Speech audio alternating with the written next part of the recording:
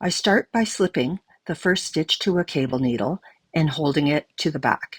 That's what the B stands for in T1B1. I see that the next stitch on my left needle is a design element, and it's a dark pink. The dark pink is in my current marl.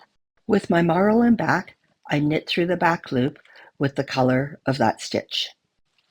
The next stitch is a background stitch, so I'll purl it.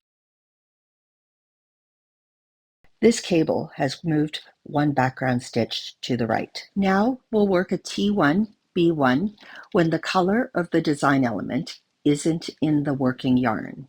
I'll start by putting the first stitch on a cable needle and holding it in back. The next stitch is a design element.